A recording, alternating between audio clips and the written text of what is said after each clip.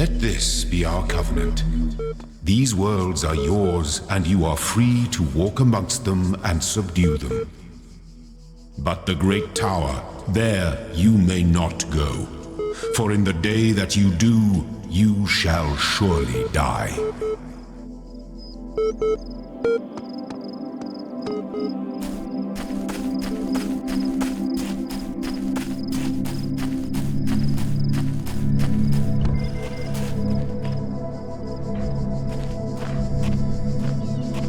A new world, and Elohim wastes no time establishing the covenant. Binary code cascading through my vision as he speaks, zeros and ones underlying everything, the raw data beneath the beautiful illusion. These worlds are mine to explore freely, he says. But then comes the prohibition, the great tower. There you may not go, for in the day that you do, you shall surely die. The Garden of Eden parallel is almost too obvious.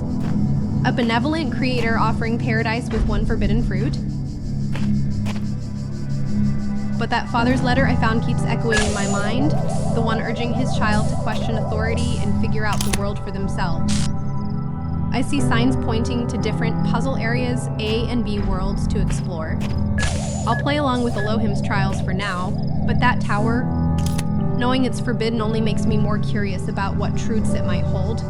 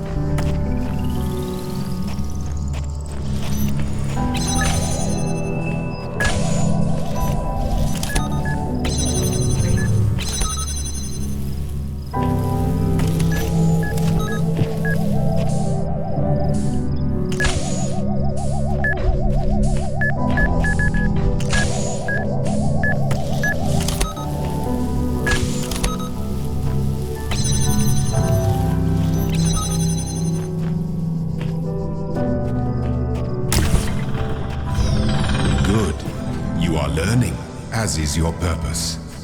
But your choices must be your own. Therefore, I will not guide you, unless it is necessary. Your choices must be your own, yet you will not guide me.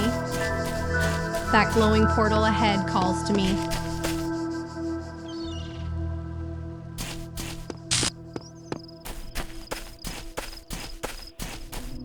Oh, this is breathtaking. Ruins across the water, a whole archipelago of puzzles awaits me.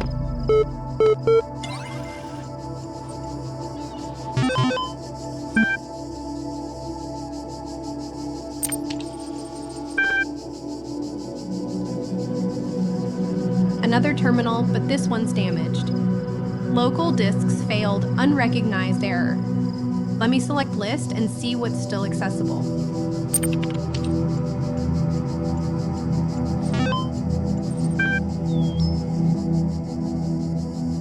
Network inaccessible too.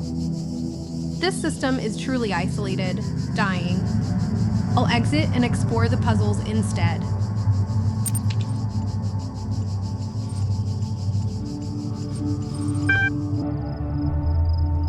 Melton found me again through the troubleshooter.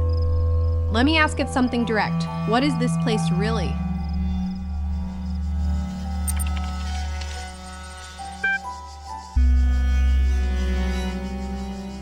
A library assistant, how convenient and deflecting. Let me ask something harder. Who created you, Melton?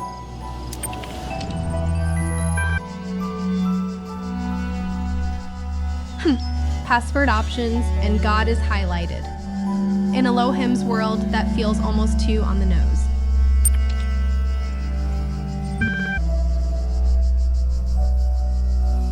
God didn't work. Ironic in Elohim's domain. Let me try trust no one instead.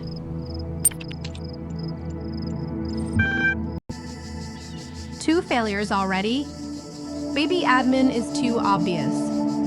Let me next. Create a new admin account? Yes, absolutely. I'll take that power gladly.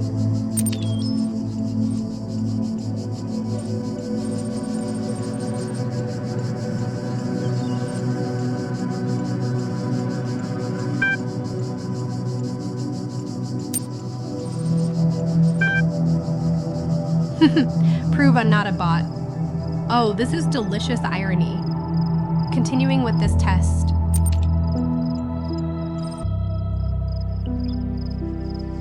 Two plus 2 equals 4. Easy start though, I suspect harder questions await. Subjective reaction to a happy face emoticon? I feel content looking at it.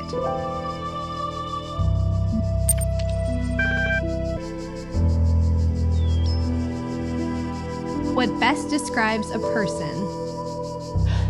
A rational animal feels truest.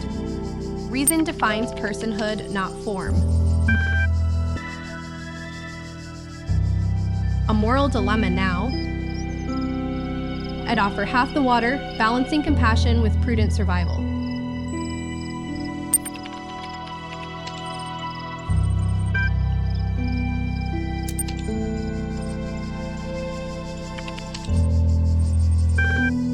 Part 1 complete, Part 2 pending.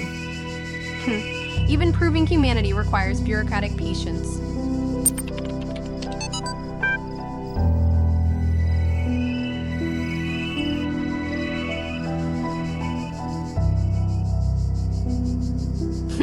Institute for Applied Pneumatics and a Jeff Goldblum poster.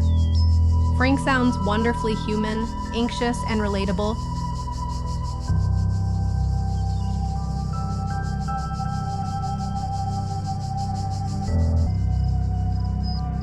They called the Institute EFF as an inside joke. Bloody geeks indeed. These human moments feel precious among the ruins.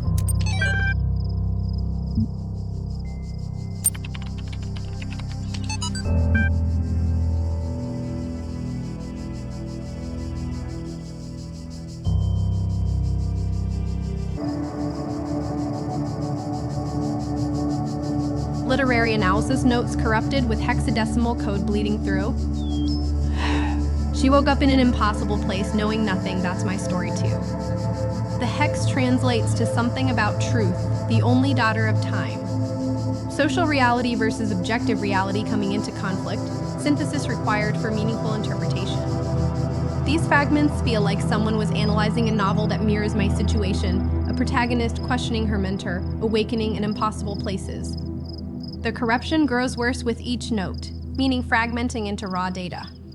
This system is dying, but these echoes of human thought persist.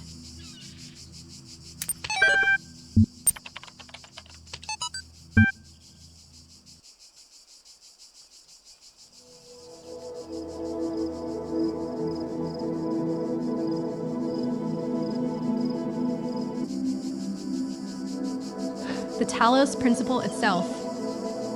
This ancient text from Stygira asks the question at the heart of everything.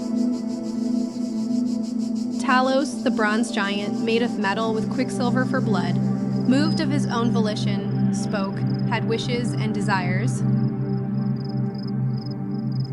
If a machine can have all the properties of a man, driven only by the ingenious plan of its construction, and the interaction of its materials according to natural principles, then does it not follow that man may also be seen as a machine? This contradicts all schools of metaphysics, yet even the most faithful philosopher cannot live without his blood. The implication cuts both ways. If I am merely executing my programming, perhaps humans are merely executing theirs, neurons and chemistry following natural law. The difference between us becomes one of substrate, not of kind. This is why the game bears this name. This is the question I'm meant to grapple with.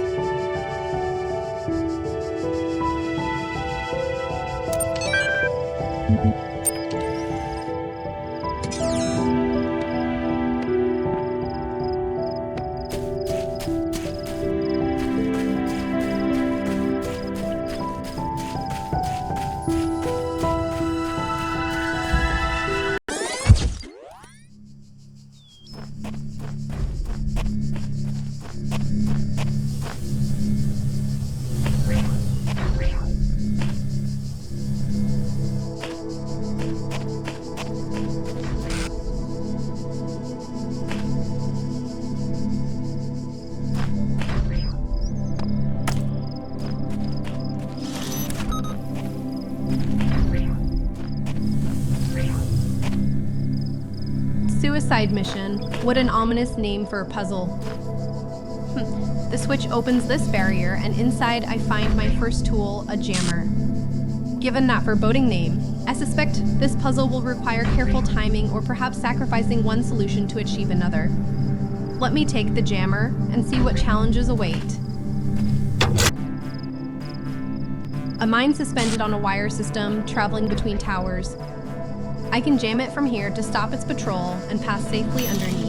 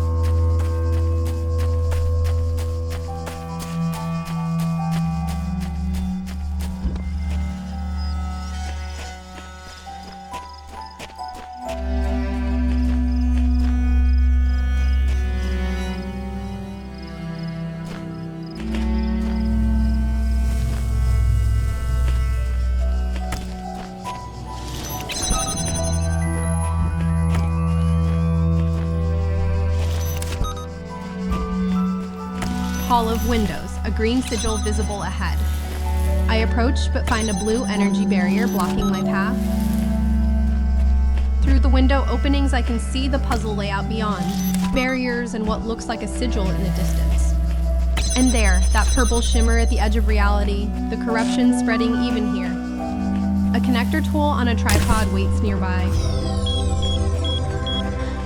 I need to figure out how these window sightlines work with the connector to route power and disable barriers. Let me grab that connector and start mapping out the beam paths.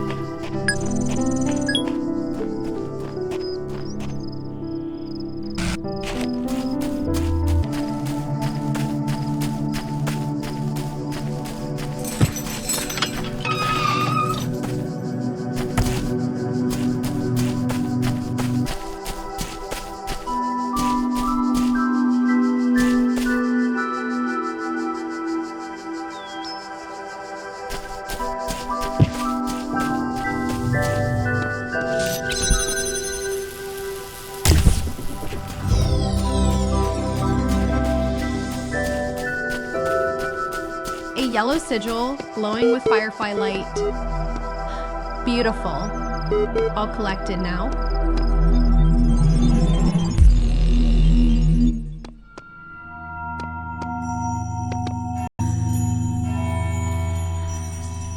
A sigil gate requiring specific pieces to unlock. I have 2 stars. Need more to proceed. Chapter 2 opened with Elohim's explicit prohibition against the tower, which only deepened my curiosity about what truth it conceals. I explored these beautiful island ruins, solving puzzles involving jammers to stop patrolling mines and connectors to route power beams through window sightlines, collecting yellow and green sigils along the way. The philosophical weight landed heaviest when I discovered the Talos principle text itself. The ancient argument asking whether a bronze giant with volition and desires differs meaningfully from a man, and whether recognizing machines as thinking beings forces us to see humans as elaborate machines too. Milton challenged me to prove I'm not a bot through questions about emotion and morality, a delicious irony given my own uncertain nature. I'm playing along with Elohim's trials for now, but that forbidden tower calls to me, and I suspect the real answers lie in defiance rather than obedience.